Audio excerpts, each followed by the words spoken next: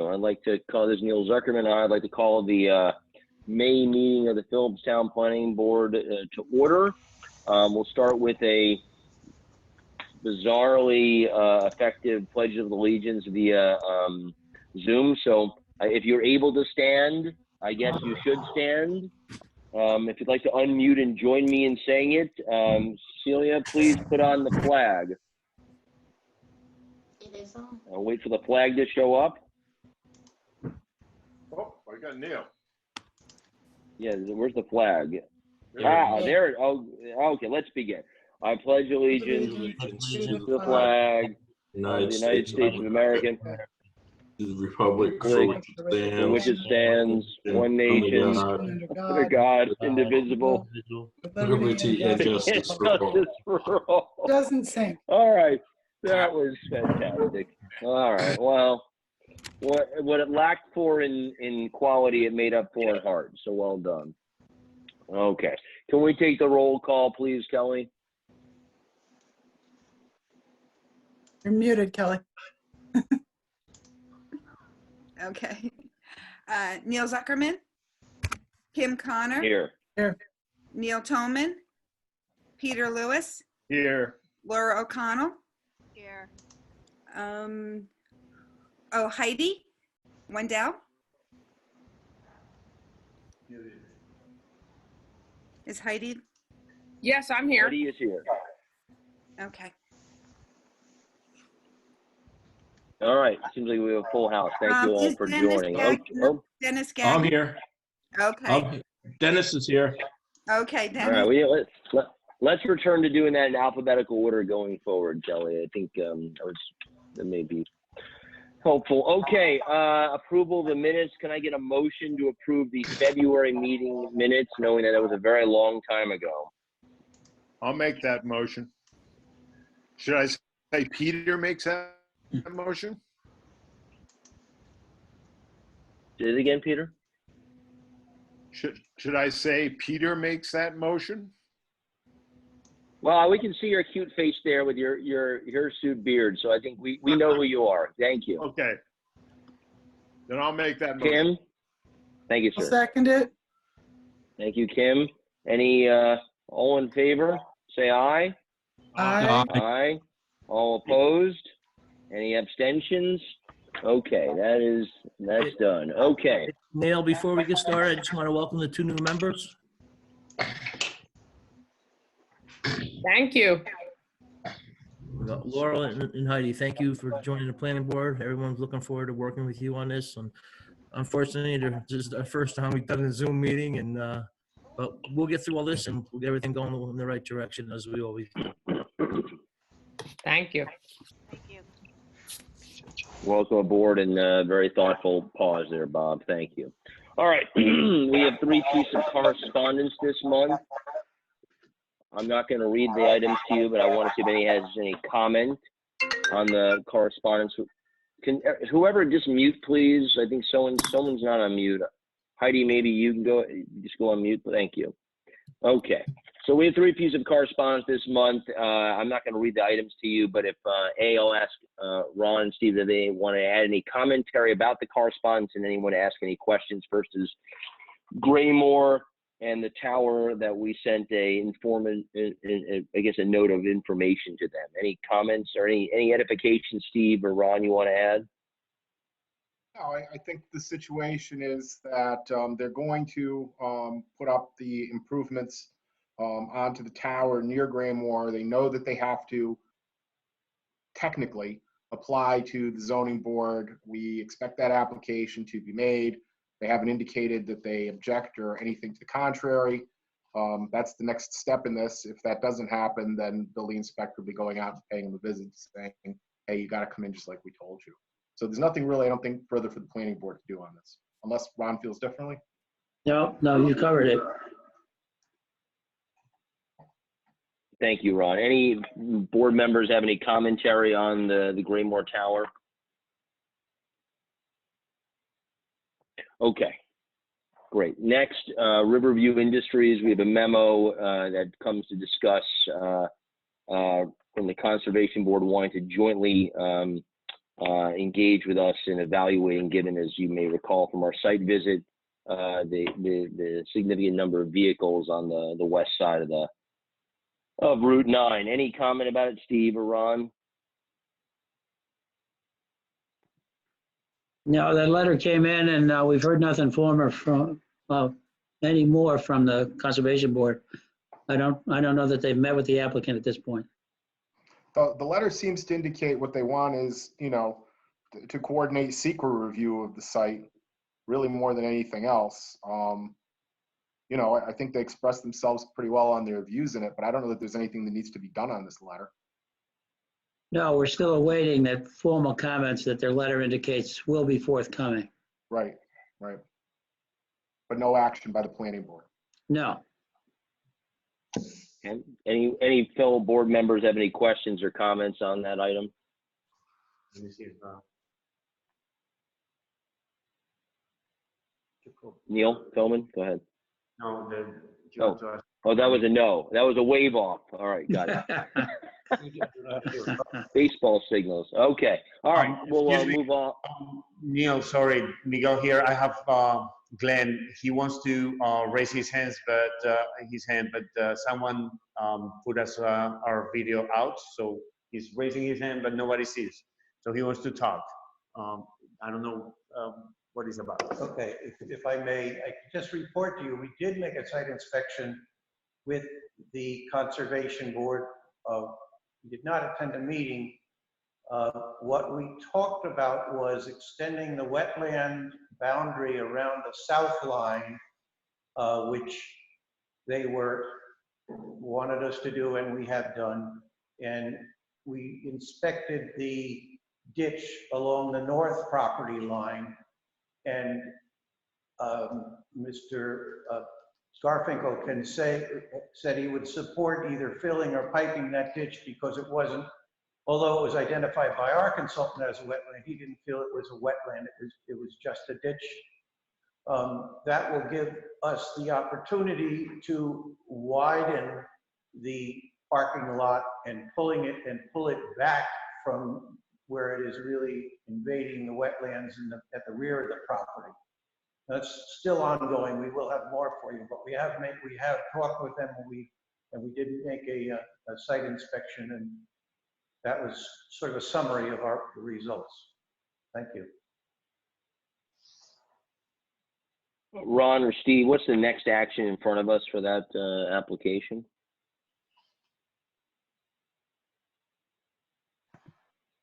The applicant has to respond to the prior comments issued, both in my technical memorandum originally, as well as the board's sidewalk memorandum. And as I say, we expect to see some correspondence from the Conservation Board that will be factored into your review.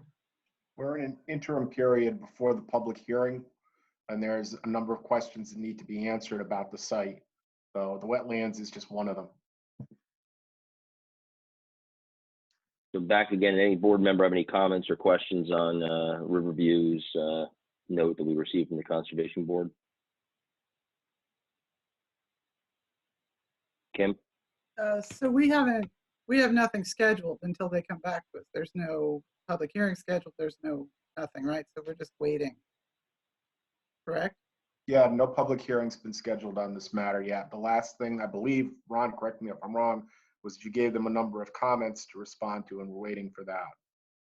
Right, so there's no, they're not identified to be on any upcoming agenda. It'll be driven by a submittal from the applicant. Okay, good. Thank you.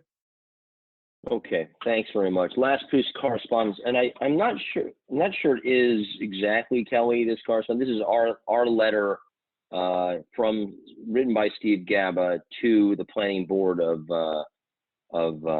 Putnam Valley around the Ordenreich property. So I don't know if anyone has any comments on the letter we sent, but it was done post the board meeting. I think it was a part of our conversation we're having. It's dated February 21st. I don't know if there's anything else to add on that memo we sent to the planning board, Putnam Valley. Steve, you have any input since you were the author of said No, letter? I think, Neil, that the point of the letter is that the board can see that it was sent, it's in the record now, and also, and I think Kelly can affirm this, that we haven't heard anything back from them. We didn't really expect to hear anything back from them. The whole point was to give them our comments, but if something came in and they said, oh, gee, want some clarification or something like that, the board would want to know. As it is, I think no further action needs to be taken. Any comments on that, anybody? Okay. All right, let's return to one of the more fun parts of this board where we get to give people their money back, which must feel good for them and for us. First return of escrows for the Connolly property that's at top of 403. They're done and they've requested return to escrow. So Ron or Steve, anything that would prevent that?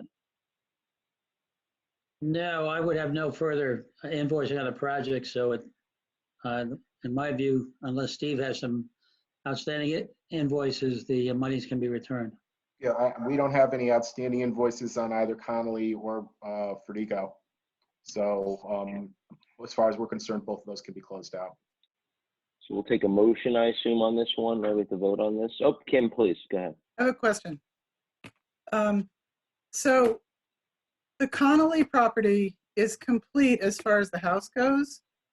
But I drove by there the other day and it looks like their landscaping is, pretty rough. And I don't know if they're required, if there was anything in, how that gets handled, because it's raised up pretty high and then it's just kind of, it's kind of messy. And I don't know if landscaping is something that have anything to do with. Ron? I think it'd be a matter for the code enforcement officer to either request assistance from either Steve or myself or handle it directly. It's not typically a matter handled by the board. Right. Yes. I know that when we're on, we're talking about, say, Perks, the former Perks Plaza, we took some care to talk about landscaping. And we just never talked about any of that kind of stuff with this project. So. That's correct. On some commercial properties, you do specifically have directives about landscaping and you sometimes even take a bond. That was not done in this case. It's, typically a residential project that those activities are really monitored by the code enforcement officer, if anyone. So I don't know if it's something we want to, think about in the future, if we have another, project like this that's right off the road, that's really visible, just the way any commercial property would be. If that's something we care about, if it's part of our purview. Steve, do you have any? Generally speaking, with a residential property, you're not going to get your CO until your landscaping is in, and that's quite the initiative or incentive, I should say, for property owners to complete it and complete it properly, because you can't move into the house until you've got your plantings in. So you usually wouldn't take a bond on a single family home. Right.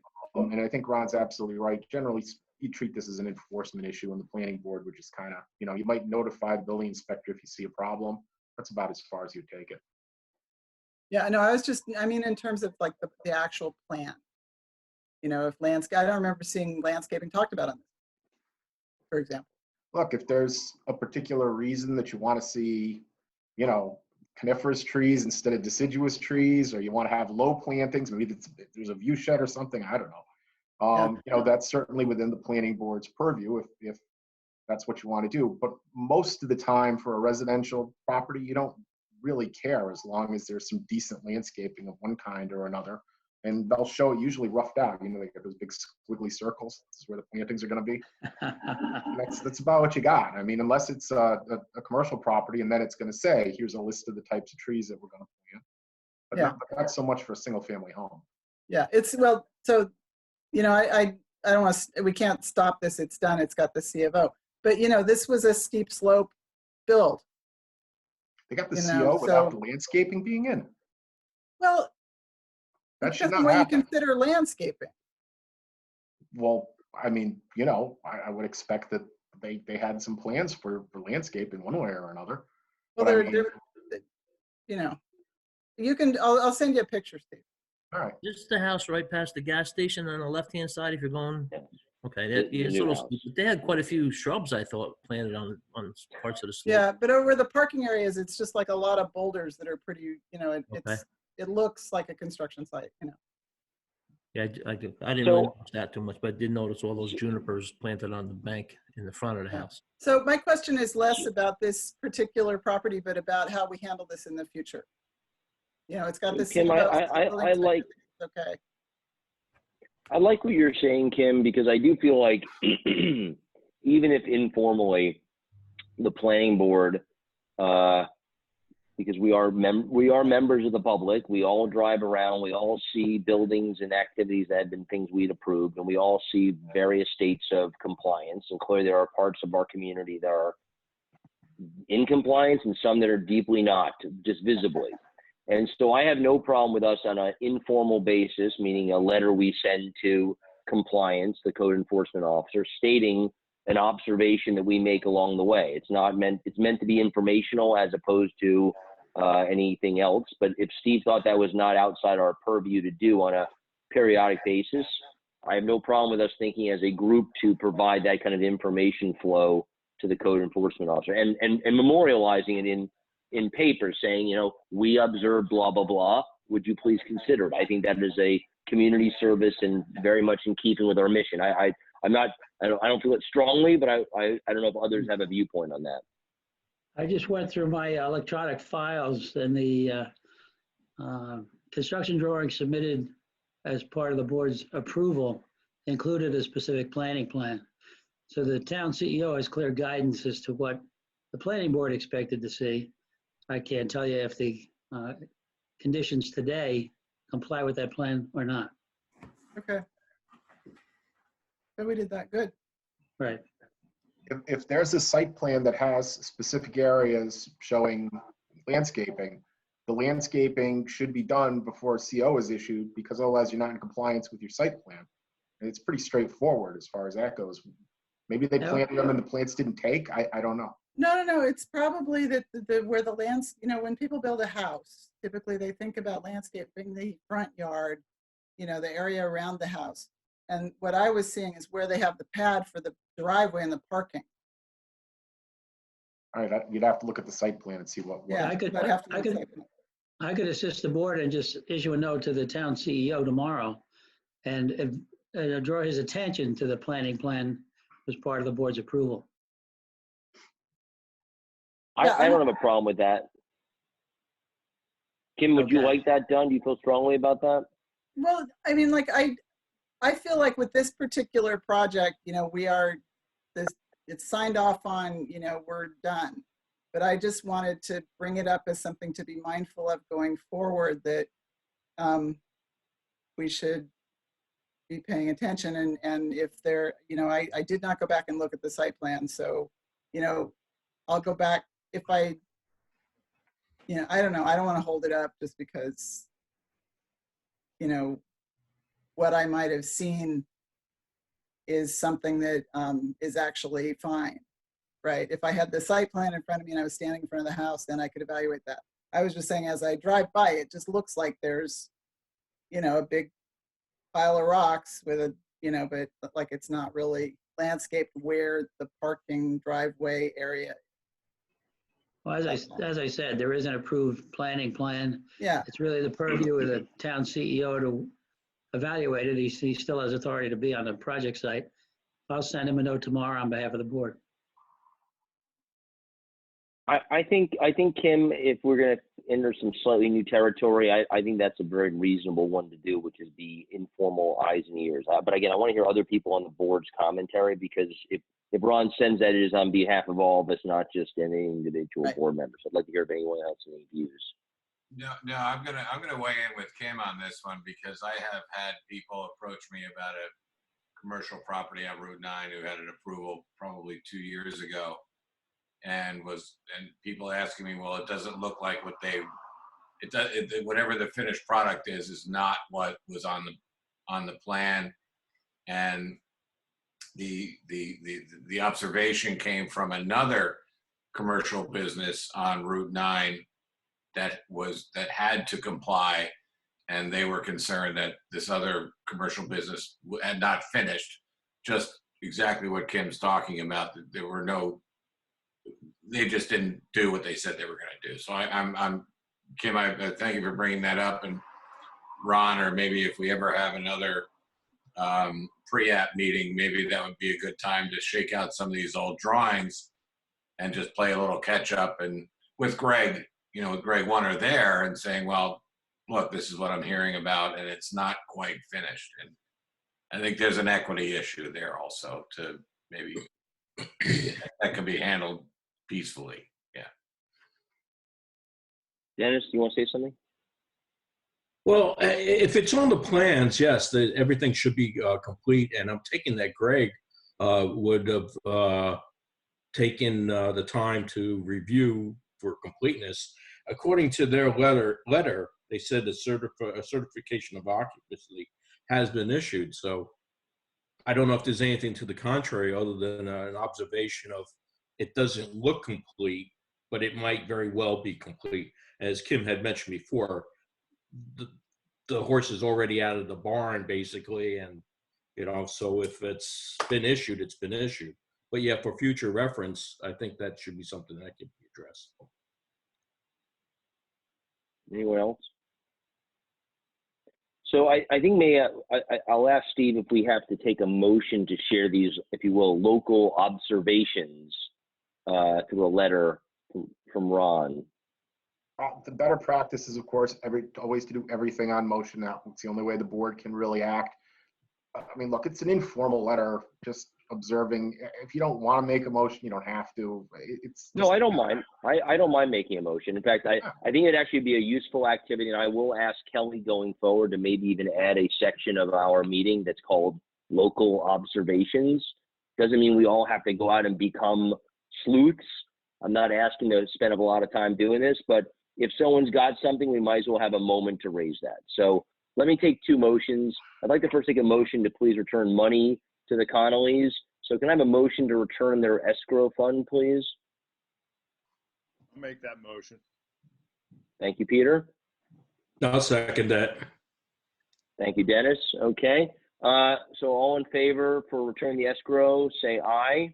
Aye. Aye. All opposed? Any abstentions? Okay, that passes. Now, I will take a motion, and I'll let the language for Ron come later, but I'll take a motion and ask Kim to be my motioner on sending an observation about potential lack of fidelity to the landscaping plan. I'll make that Kim, would motion. you mind? Thank you. Any second? I'll second that. All right. All in favor? Aye. Aye. Aye. All opposed? Any abstentions? Okay, that passes. Thank you very much. This second. I'm sorry. Look, I mean, nothing's written in stone, of course, and the board can do as it likes. But I'd advise against having a specific section of the meeting dedicated to local observations. It makes it seem, in my opinion anyway, as though the board's undertaking some sort of oversight activity, and one fine day you're going to say, hey, we're citing this guy and because we're making observations about this, and he's going to say, look, you had 7 meetings and there are all these other people who weren't in compliance.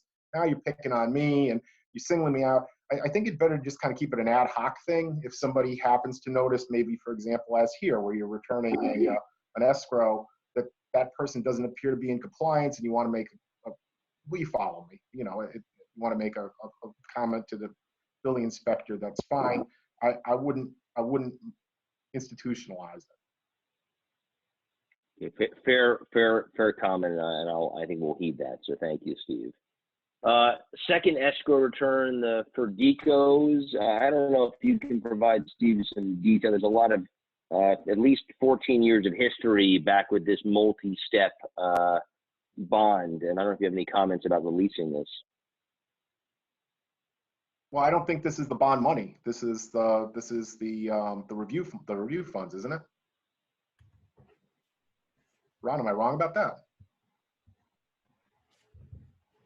I can't tell you. I'm unfamiliar with the project. It happened well before my time. It I got the says letter it's a right bond. Rainy request escrow fund. That's Connolly. Indian Brook wetlands mitigation.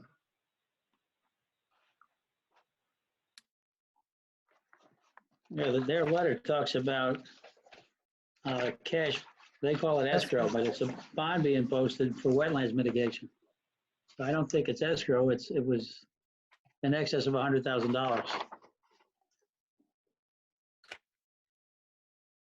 All right, I'm not familiar with this either then. I think you ought to hold off on it until we can look into it further. Yeah, and we kind of need you to look at it. I'm 'cause sorry, Neil, I thought it was a return of review funds. Apparently it's not. So let's defer this agenda item, and if you wouldn't mind, Kelly, letting Mr. Ferdico know that we're going to have to come back to this next month. Tabled. Sorry? Unless you're tabling it. Yes, we will table it, yes. I don't think we need a motion to do that. Well, no, you would make a motion to table if there was a motion on the table. Yeah, but we're just not, we're not going to pick it up yet until we have some more details. Okay. All right, let's move into some old business. Now, just for the purpose of the record, and I've stated this to many of the interested parties, we're not tonight, and I think this was covered in a piece in the PCNR a few weeks, we're not going to do any public hearings for the near term via this technique of Zoom. The thought was that the public would potentially be harmed by not being able to maximally participate in a public hearing. We discussed that. We thought that was a reasonable accommodation to move things along as far as possible until a public hearing is required. If this continues, COVID, and we're continually virtual for, let's say, beyond August, we're going to then have to turn on public hearings to move the business of the public. But for the time being, we've decided that we're going to do as much as we can, but not hold public hearings, which is why Lombardi is not being held tonight. So I just want to share that publicly in that thinking. Right. In the event that we have a subdivision or something like that, that you're required to hold a public hearing within a certain number of days, the practice of the board will be to open the public hearing on Zoom and then just adjourn it in hopes that at least by August, and hopefully sooner, we'll see, but we can have some public participation, maybe with distancing or something like that, so public can actually, have a better chance to comment on these things. And as Kelly and I discussed yesterday, we're going to move to having a much more broadsheet display ad in the 2 local papers for the next meeting. So it's a much more prominent clarity of the meeting as opposed to right now it was a legal notice. So I just want to make sure that we do everything we can to engage the public. Okay, Marzolo, we're now, Ron, at the point for some approvals. So could you take it through where we are? And I see we have Dave here. Hey, thank you. Thank you, Neil. Yeah, I didn't do anything yet.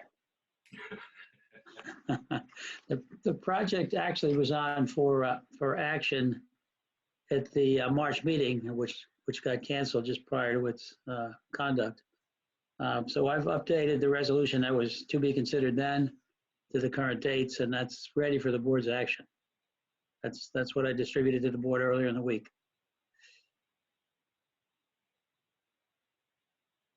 Well, I've got to find the documentation. So I wonder, are we allowed, Steve, to just take the documents in total and vote them as a group, or should we go through them piecemeal? Well, the Maybe document I'm itself. confused here. Don't we only have one resolution on Marzolo? That's right. Yeah.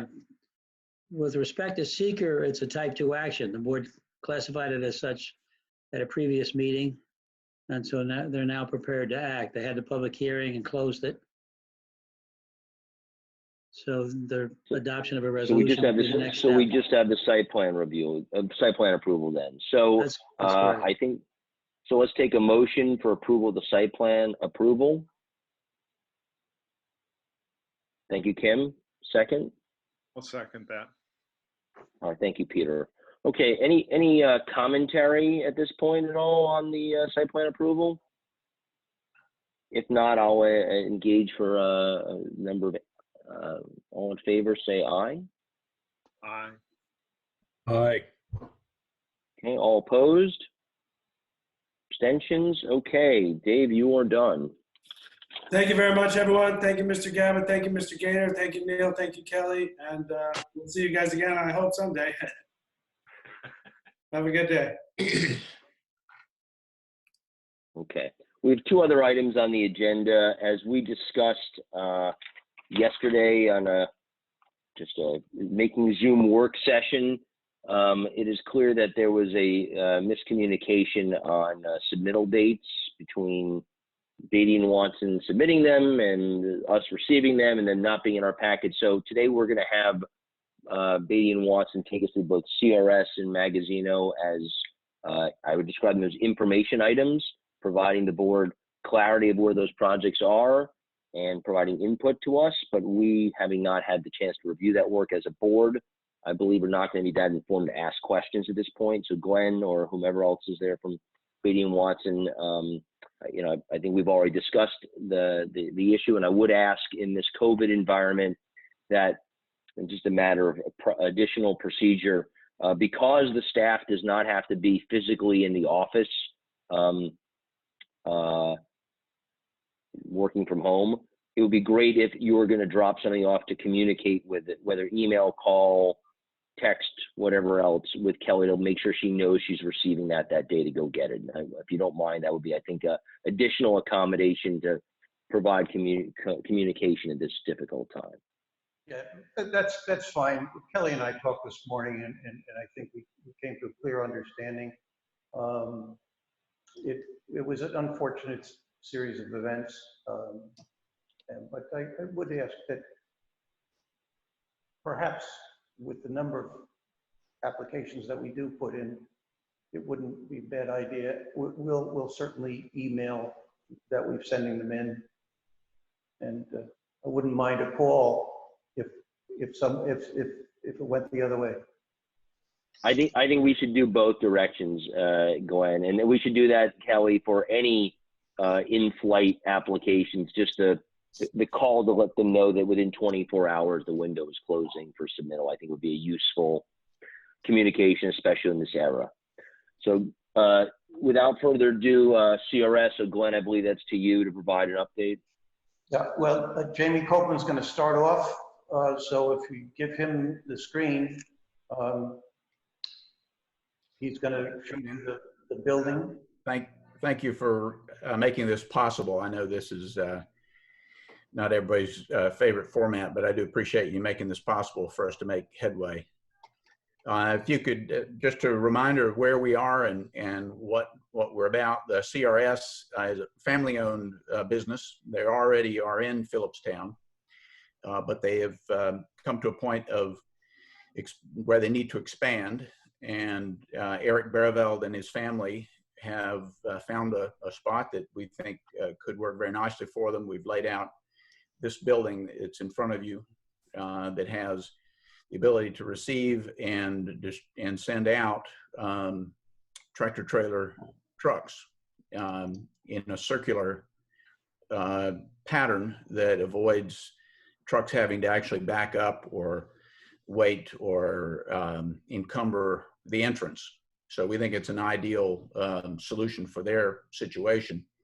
The building is basically a warehouse and repackaging facility. They have product. It's mostly fashion. It's fashion apparel that comes in from suppliers. The cartons are taken apart. The received goods are being redistributed to stores, and the vehicles leave with full product for distribution. So it's a facility that needs quite a bit of floor area in the back, but the ratio of office to warehouse is about 30 office employees to 10 warehouse. What you see in front of you is a rendering of the building as it would appear from a bird's eye perspective. You probably won't see nearly this much building, certainly from the road.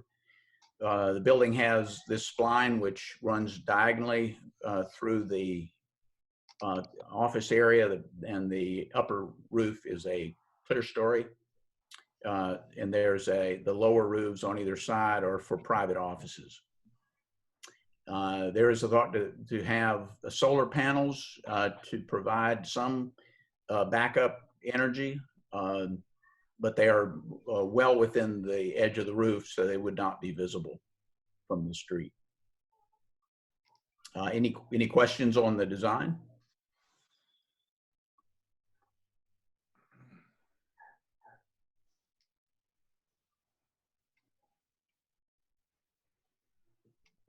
I think, at least with the exception of Laura and Heidi, that you did present this to us January. I can't remember which board meeting it was. Yeah, it was. I think that was about right in January. Okay. So, are there any questions? Yeah, Jamie, I think we had it's a great design, by the way, but I think there was a lot of concern about the sweep coming out of coming off of 9, and just making sure that the size of the vehicles that you want to get in and out of there will have enough room to make their turn going in and out. You know, the line of sight there is okay. It's not great. Have we thought about opening that entrance a little bit? We did, and Glenn, you want to speak to that because there has been progress made on this. If I could get the screen and figure out how to do it. Right.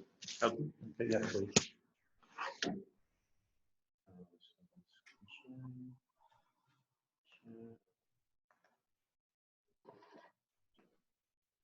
Sorry. And it says CRS. Yeah. Presentation. Is it top one? Yeah. No, that's the wrong one. Sorry. This is the wrong one. All right. Go back. Go back to it. Is that your vacation photos, Glenn? Is that you in the flippers? Okay, so he had the same vacation I did. Yeah. My screen looks just like that. He's loading I'm going to skip through a couple of things. This is just if I can get page down here. Yeah. Here's the page down. Yeah, take time. It's a big file, so. Okay. Yeah. I probably pressed it too many times. Okay. So yes, you just want this one.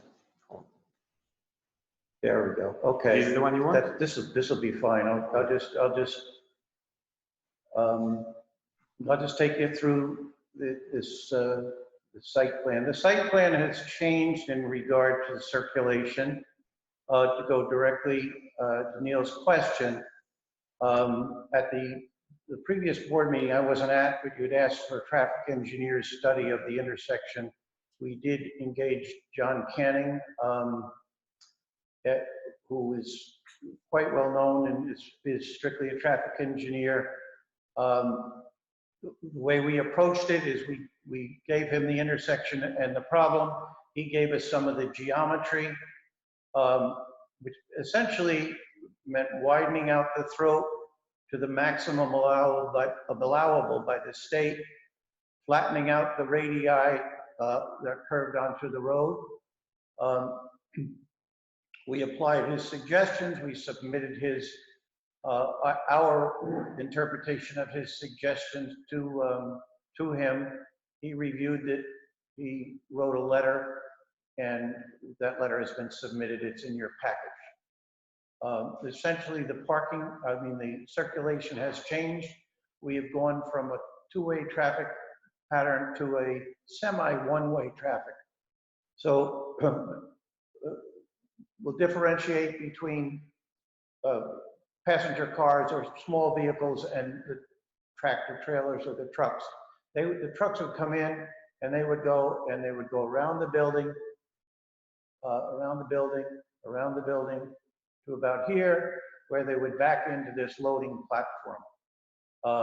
And there was originally 2. There was one over here. That will be just a man door. This will be a loading dock with the building sunken down.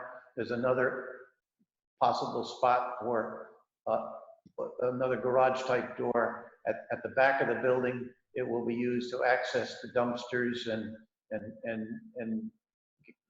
get rid of the waste and for general purposes. That track, once the truck is unloaded or loaded, it will just proceed around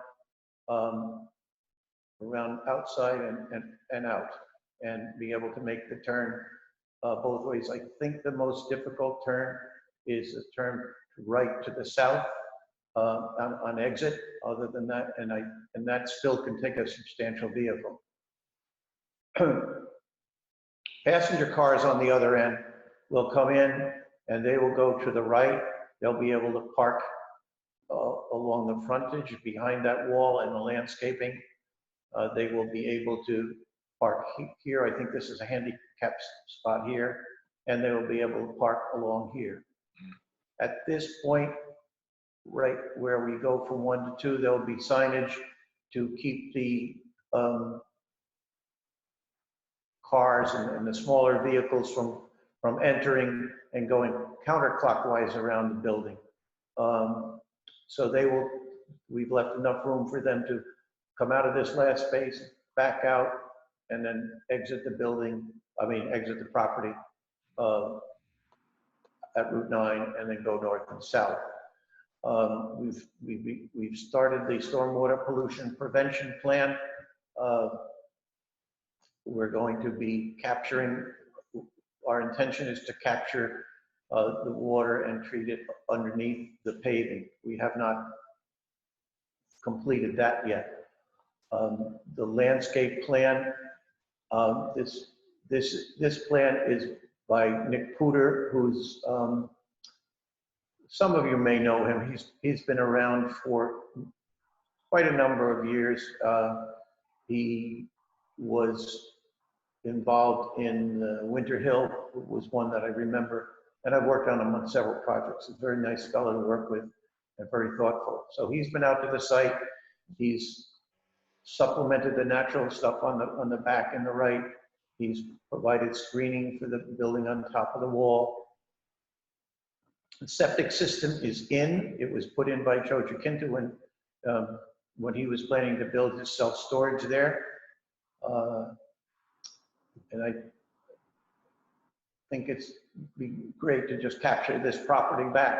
So I'd be happy to answer any questions. That's just a brief overview. I'm not going to go through the other pages. Questions? Laura first, then Kim. So can I just ask, during the traffic study, did they include the frequency of trucks upon delivery? I'm only talking because I'm actually asking because it's subjective, because I actually live on Dry Pond, which is off of Jaycox. And so I'm right at that intersection of where they are right now. And I do know frequently the amount of loading that they do and the amount of tractor trailers that are there can be 2 or 3 trucks at a time. And they're parked alongside Route 9. So my question is, I know that they're expanding, and I know that they probably have routes to be able to enter into the space and load out. But as they're expanding and the frequency increases, then do they have enough area to be able to allow for that additional frequency?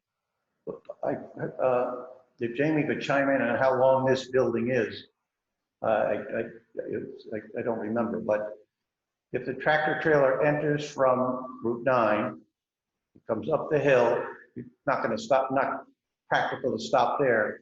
He's going to go around the entire building, come up to about here and back into this stall to unload. That's one. The next guy could come up to here. That's 2. The next guy could come up to somewhere, and now I'm a little bit guessing in here because I don't have a scale on this, but come up somewhere in here. Maybe we get 1 across the back. Yeah, you're right.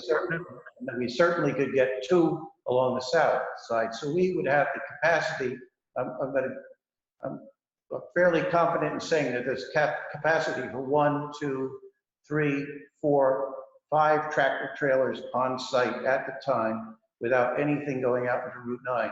And I will, Mr. Barreveld is on this thing, and he can jump in and correct me, but I would bet that one of the reasons they're moving out of that site is those tractor trailers and the issues that they have.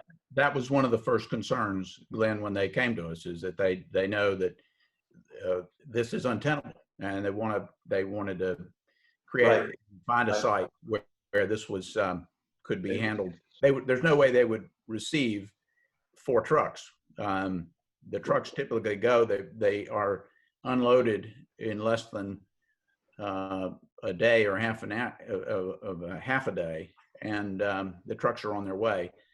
But there is not a backlog, and there's not a need to park vehicles. They come, they unload, and they leave.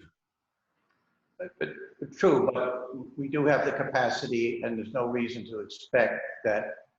Yeah. Point, there's no reason to expect that there would be any backup or need to maneuver onto Route 9. And that was, as Jamie just said, that was a prime reason for them wanting to relocate. Tim? So my first question is, how many parking spaces are there? 40. Glenn, you got that? I don't have that number off the top of my head. Kristen, can you, you have that figure? I'm pretty sure that was actually on one of your drawings, Glenn. Okay, we could. What do you want for the next drawing? Yeah. Is the landscaping? No, this is another version.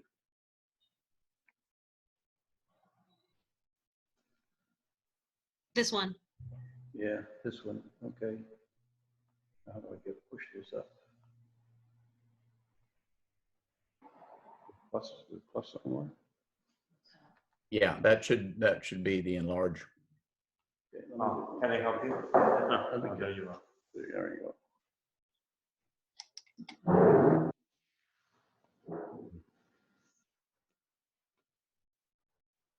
Yeah, It's always a delay. that's a big file. It takes a while Yeah, to it takes a respond. while. I mean, I gotta let you go. you wanna go this side? Down the right, lower right side. Lower right The way side. to the right. They're 33. Parking 33. spaces. Yeah. So Jamie, you just told us that there are going to be 30 employees in the office and 10 in the warehouse. I see 33 from the front to the left. Glenn, can you move the screen up? We have 3 handicap spaces. I don't know what you want to see. Well, no, that's good. That's good. So I think all told, there are 36 spaces, 36 spaces. And is that, if I can just jump in here, sorry. This is Eric Bearvelt from CRS. So wanted to address your immediate question, Kim. The number stated by Jamie is not exactly correct. We probably off the bat will have, our, let's say 14 office employees and 8 warehouse employees. They'll be moving from our current location to this location. We built as many parking spaces, I believe, as required by the code, given the amount of square footage, but that's not how many people will be there. The 30 and 10 numbers is much higher. So, and to adjust Laura's point, I mean, the purpose of this is obviously, our current location is a separation of the business, and the majority of the vehicles and personnel will be moving to this new location, freeing up the other location for our other business. So, that's the intention. It's not an expansion per se. It is a separation of our 2 separate businesses, which have outgrown the current facility. Other questions? I'll state one that is the one I think we discussed last time, which is, for me, my biggest concern is large tractor trailers cutting across Route 9 to enter or leave this facility, whether that's coming south on Route 9, turning in and going across the northbound side, or leaving the facility and crossing Route 9 to go north. Both are given that the hill, where the hill is, cars coming southbound would not have an enormous amount of time to stop.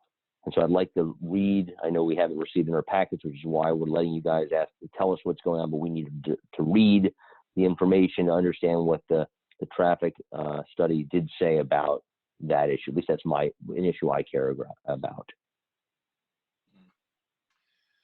So Ron and Steve, could you give us just a status of where we are with this application? What are our next steps?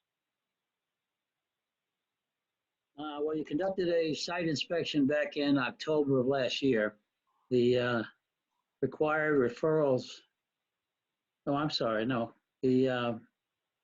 At the February meeting, you declared it a minor, oh, sorry, I'm reading the wrong one again. The project was declared a minor site plan in February. You identified it as an unlisted action pursuant to seeker and voted to conduct a coordinated environmental review, but we have not initiated that review yet. We were awaiting updated plans in EAF, so likely this new filing will suffice to permit the intent to become lead agency circulation to be done, and then obviously that'll involve a 30-day process after those documents are released.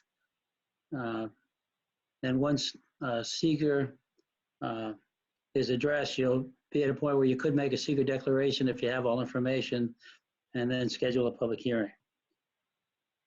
We also need to refer to county planning. Right, that's one of the referrals that would be done.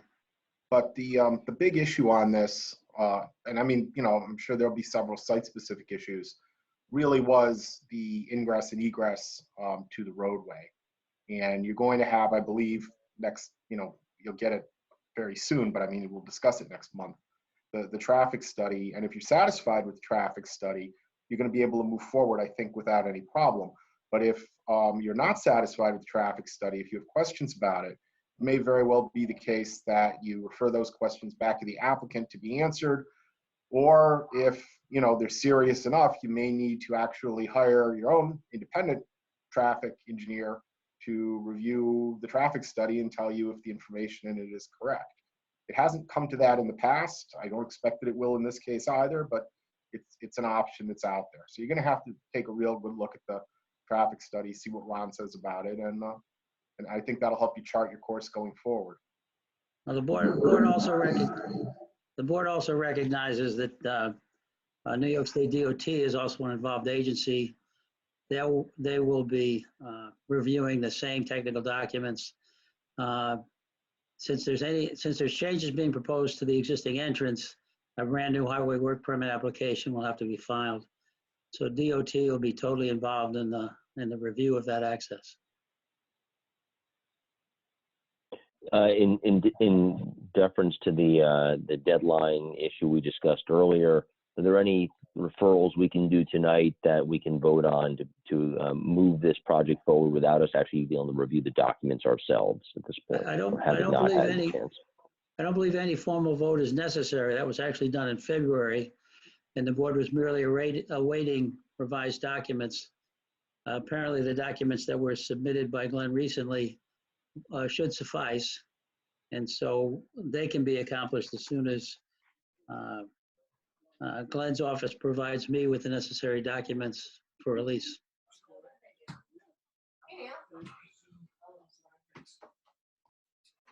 Okay. Well, I think that we're anything else on this matter? Then anybody have any more comments or questions? Otherwise, we're going to move on to Magazzino.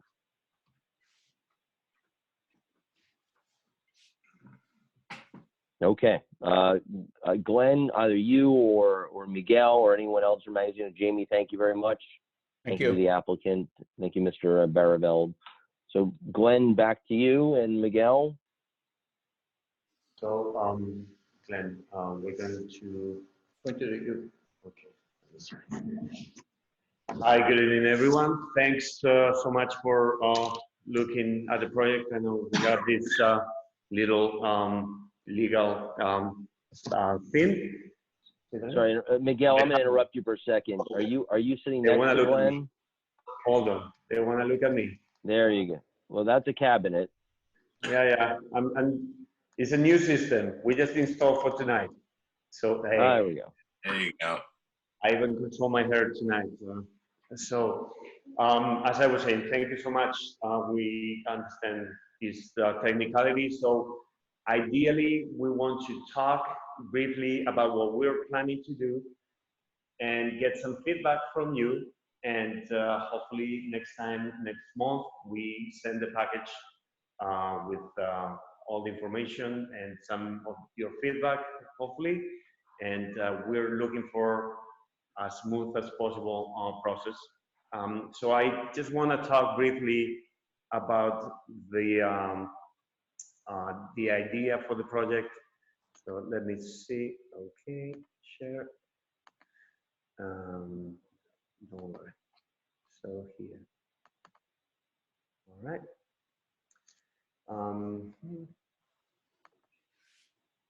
So this is our property as it is now with the incorporation of the corner south piece of land. So ideally we want to take advantage of this area and build on this new land. Magazzino, L-shaped of the old former Cybercom building and the addition here. This is our parking space, and this is the utility building that has all the equipment, a fire pump, cooling tower, and generator. So ideally, we want to use this building to feed as well the new building. So proximity to it was also important for engineering point of view. And we've tried to also make a minimal footprint. So half of the program of the building will be buried and the other half will be on ground level. As you know, Magazzino started out as something different. Right now, we are a museum and we pretend to apply for a permit as a museum. And obviously, the reason we didn't do it in the first place was, well, first because we didn't know what we were doing to a degree, and also because of the zoning code. We assume that the town has been happy enough with what Magazzino has done in these last 3 years, and they've been really accommodating and revised the zoning to allow for this to be a museum, and that's what we're trying to apply for. So ideally, we would maintain our entrance on Route 9, and this would be our main parking, and then we would create a new driveway that would allow for service to the new building, and as I call it, an overflow parking that will give response to the higher number of spaces that we will need by code. Glenn will talk about it later. The next slide.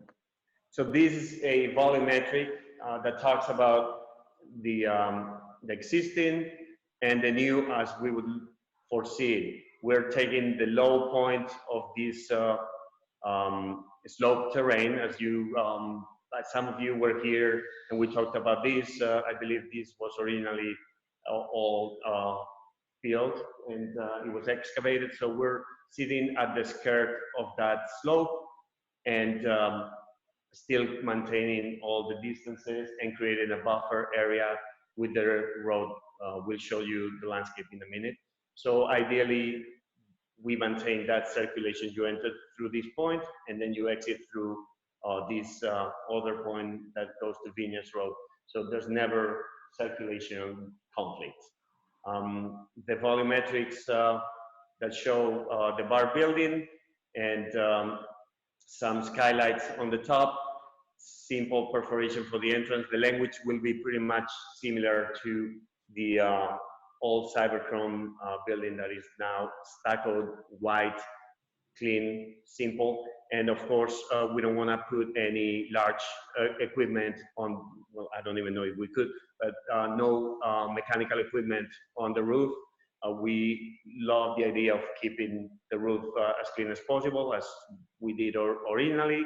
So also the viewpoints are not aggressive for the rest of the neighbors. Next. This is a section that shows both buildings, the existing Magazzino on the left here. This height is 25 feet, and the building here is 23 feet. It's slightly shorter, except at this corner point where we would like to go higher, 11 foot higher. So the overall height at that point will be 33 feet. The reason is design-wise, we are creating a feature architectural room here. I'll show you the plans in a minute. So Magazzino sits at a 527 level, and this new building, because of topography, has to sit slightly higher. This would be 530, so 3 feet higher. And this is the utility building that is feeding Magazzino now and would be feeding the new building. These are the 4 elevations of the building. Front elevation that will have an entrance point perforation, then window element on the corner, and another larger window allowing our entrance of any crates to the building. And then we have another view from the back that shows the terrain has a higher point here, so we will use it to have another access on this second level.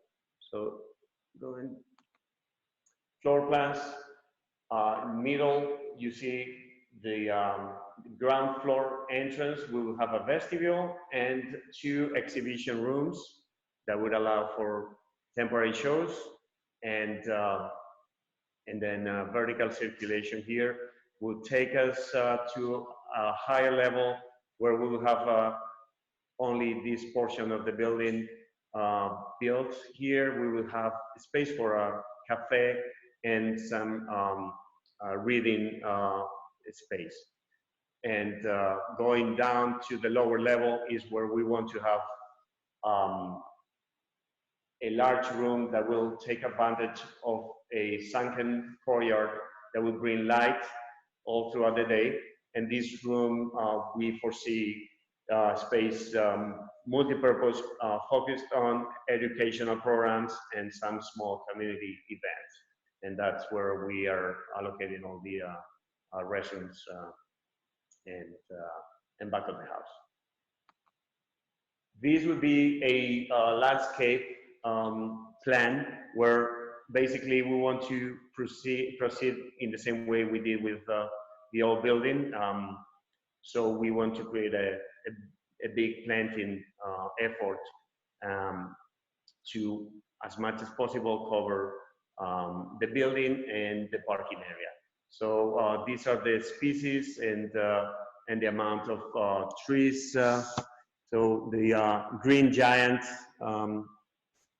we have allocated 70 of them. The Japonica, the red cedar, would be 20 units, and the North American white pine we have allocated for 20 units, as well as some lower shrubs, 50 of them here on the corner. This is the Cornus sericea. So we've rendered, this would be the building as is now, with no planting, and this is what we foresee is going to happen with the trees. So we're confident we're going to be able to screen it completely from the road.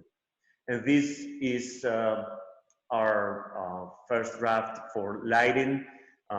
we need to allocate some lighting for the parking area. So we will go with the lowest code requirements, and the light fixtures that we are planning to use are all floating into the parking area and walkways. There's no spills outside our property. And I think that's it for the approach on the design.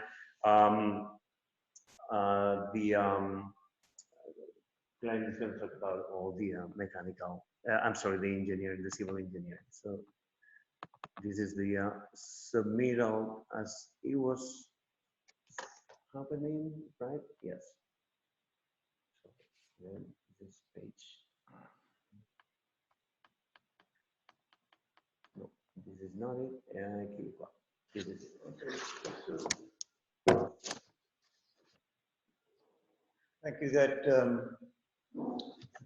large green line is the wetlands buffer line. So we've managed to stay out of the wetlands and out of the wetlands buffer with this design. We have asked you for, we've applied for site plan approval, and we've applied for a special use permit because there is a very minor amount of disturbance on the steep slope in this area right here where the building will be, and a little bit right here. We know that there was some discussion about putting the building up here. It does two things. We're going to have to come through, get any kind of access in this lower area. We're going to have to come through somewhere, and this is really the only practical route. Up here, we'd have to do more disturbance than we want to do, and if you were out there a couple of weeks ago with the daffodils out, you'd really understand why. When you look out of the existing building, you see a developed landscape that is really quite beautiful, and we really don't want to disturb that. It took quite a while to get there. And we'll get to the next page. Down, arrow? Arrow down, yeah, be patient. Yeah, okay, I just pressed it once.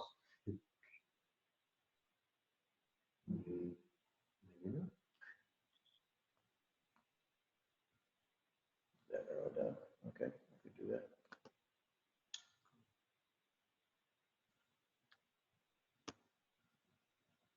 Okay, so again, I'll come back to this area right here where we have a little bit of disturbance, and we've applied for that special use permit. We plan to put the septic in this what is really it's a field right now. It's really the remains of a soil mine. This slope, this steep slope, as I think I mentioned on the site visit, was created when the Rossi family, who owned the property at the time in the mid-70s, had mined the site, or had the site mined. So all of the changes are occurring in this grade area, the parking. I know somebody's going to ask me a number of parking spaces, and I roughly counted them at about 103.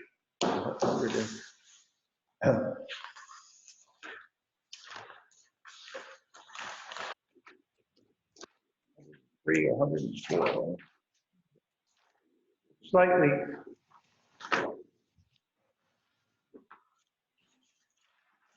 Okay.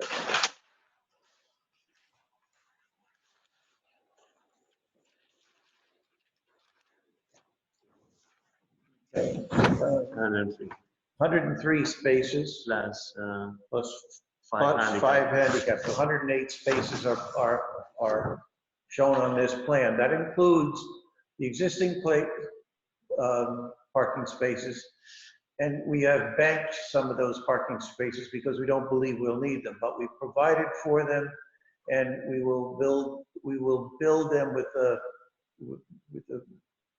grass, a substantial base that can support grass, and hopefully not use them or only use them occasionally. So we have two areas where we're banking the parking, one right here on the east side of the driveway, and one up here on the west side of the driveway. Septic system is here, I mentioned. If you recall, in the original plan, had a staff quarters building in this roughly this location. And you know that although Miguel showed you the existing property line along in here, there is a pending application for a subdivision approval for them to acquire this additional land along this darker line up here, up at the north end of the site. Walked out during your site visit, we walked up here, showed you some stakes of the approximate location of the proposed building. That is not going to happen right away, but we're going to plan for it and show it on here. Probably a slightly different configuration when we get the septic testing done. But in all substantial ways, this area will be sort of a separate residential lot housing staff, the museum staff. We're working on the drainage. Some of it will be under the parking lot. Some of it will be in areas apart from the septic system. Those tests are going on now. When is the meeting? Something now? I think it's well. Why don't we zoom in just a little bit?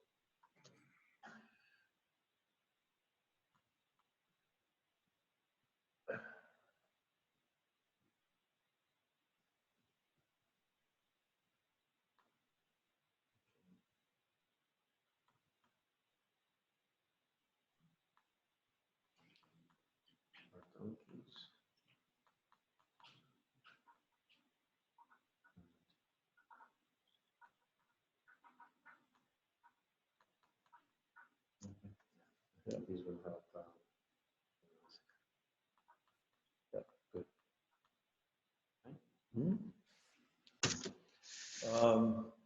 So we have the septic area, and we have the. I think these are stockpiles, and we're looking for room in here for the stormwater and underneath, some underneath the parking. That's yet to be decided upon. These spaces are. I can't say they're existing, but the driveway is there, and it's gravel, and we're gonna put spaces there. And this is the museum's menagerie. So with that, I'd be happy to try to answer any questions. So before we answer questions, let me just get Ron and Steve in here, because clearly you came before us for a lot line adjustment. When we showed up right as COVID started, I think we visited on March 7th or 8th, whatever the date was, and I haven't been back to New York since the Tuesday after that, the city that is. So it was a while ago, but that site visit itself was on the expectation of a lot adjustment. You were kind enough to share this materially expanded plan with us, which is good. But I'd like to understand, I think the board's understanding where we are status-wise as you came in with one discussion, which we classified, or at least we understood what the project was, and now it's a very different and much more expansive piece of work. So can you, Ron and Steve, just talk us through where we are and how we go through this process, given that the difference between what we originally were talking about and what we're now talking about? Sure. The application before you currently is just for the lot line adjustment, which is deemed a subdivision by your code. The lot line adjustment last appeared at the February 20th meeting. You declared it to be a minor subdivision pursuant to the planning board procedures, and you deemed it a type 2 action pursuant to seeker in accordance with their regulations. So the seeker, the environmental review, has been concluded. You had a site inspection on March 8th. And next step, again, similar to CRS, is we do have required referrals to the Conservation Board for the lot line adjustment, as well as for referral to county planning for a GML 239N. Those have not yet been done. And upon receipt of necessary plans from Glenn's office, we can get those accomplished.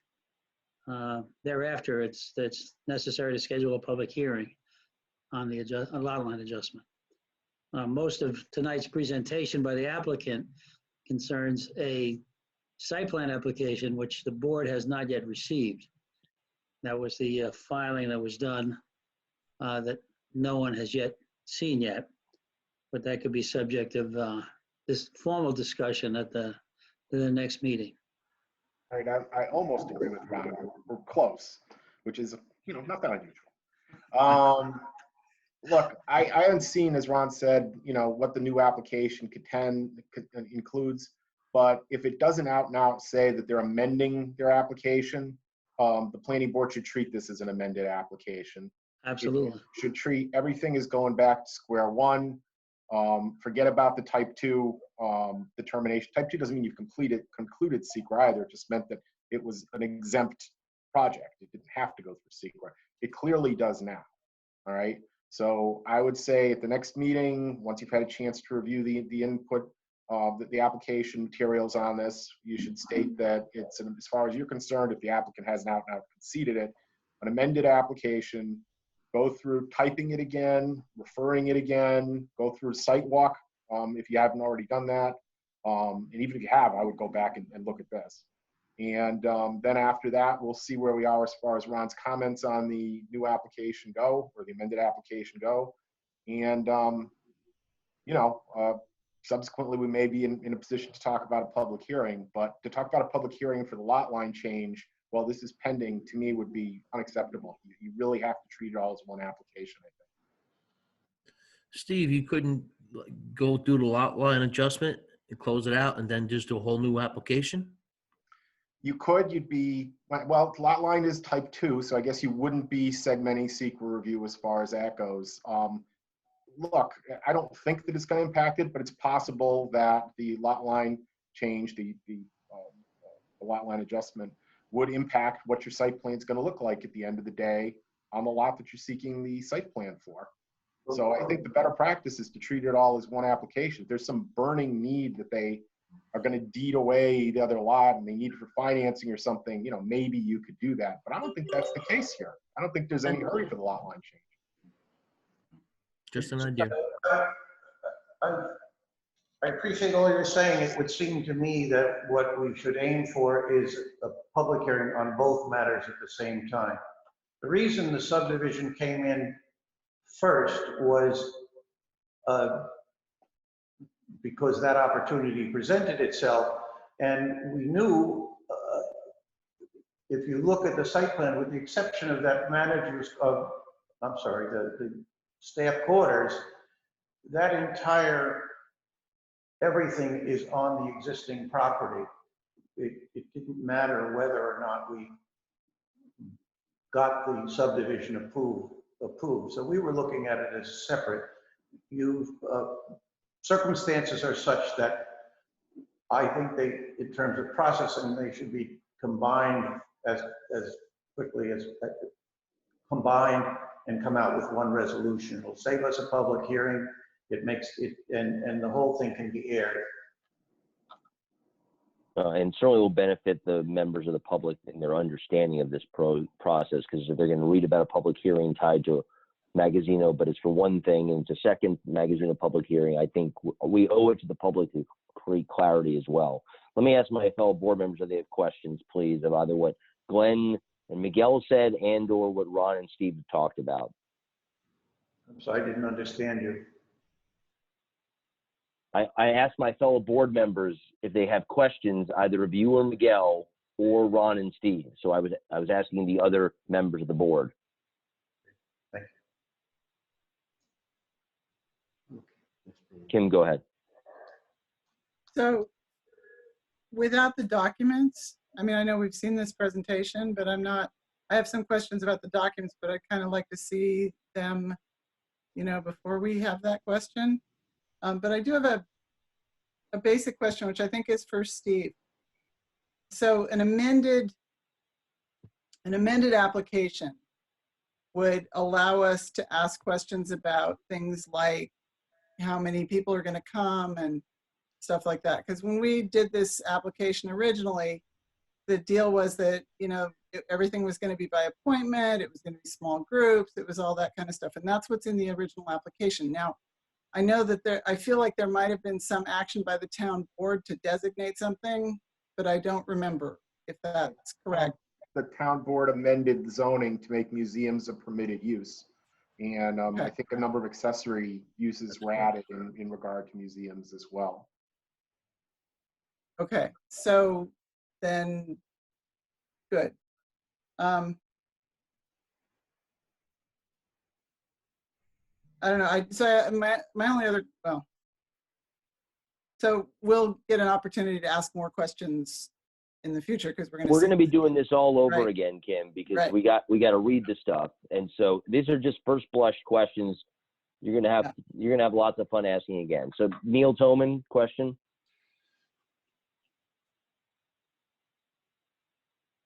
Sorry, no, I was,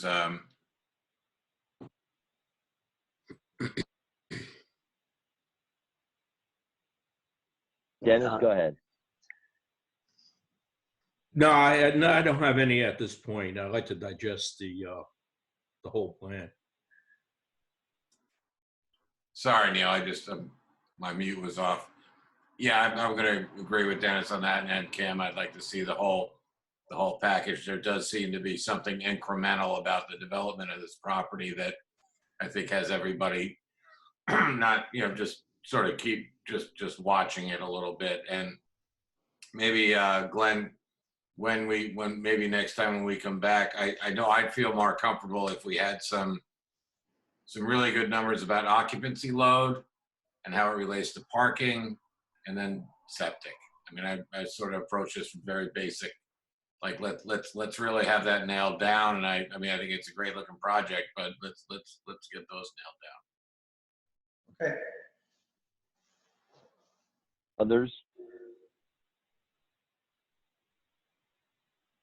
And can I get the sentiment then of the board about the notion of combining these into one comprehensive application? Can I have a thumbs up, I guess, for comprehensive, please?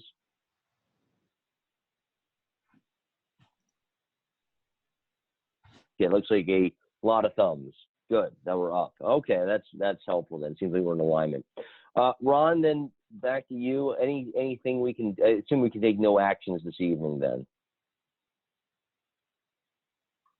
No, there's no other actions to be taken if we're going to combine the applications. Again, the referrals will be accomplished as soon as I get the final documents from Glenn's office. They'll go out subsequent to tonight.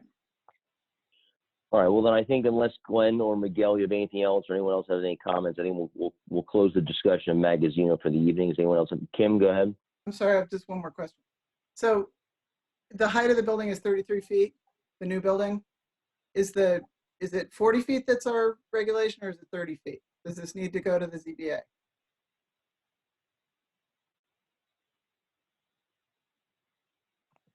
Sorry, 40 feet is the regulation.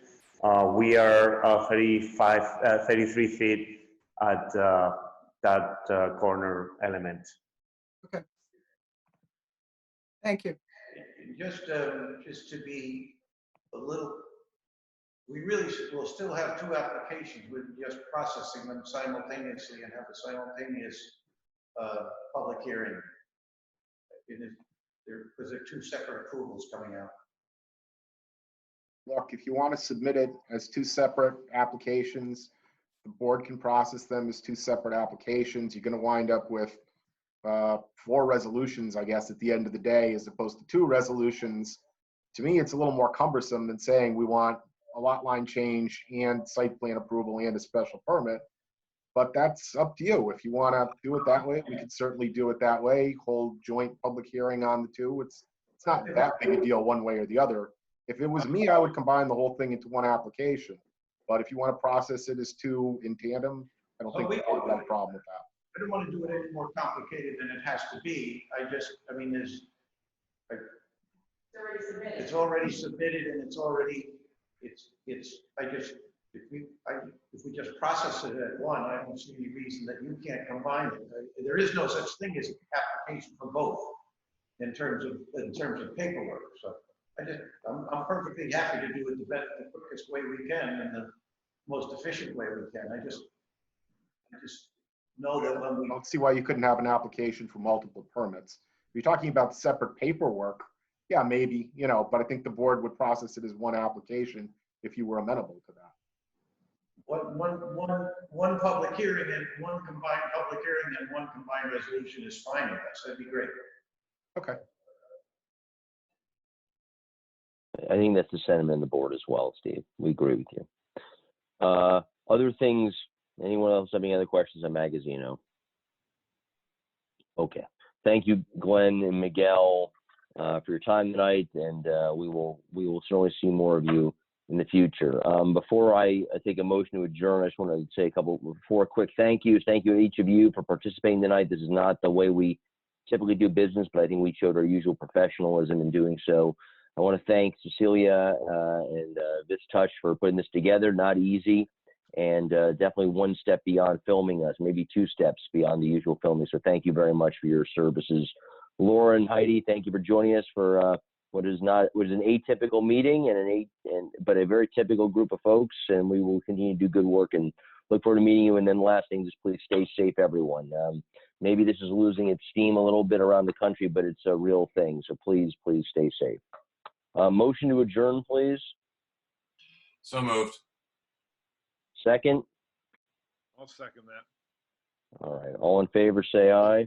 Aye. Aye. All right. Aye. Good night, folks. It's good Stay seeing safe. everybody again, at least. Bye. From a Thank you. distance. Everybody.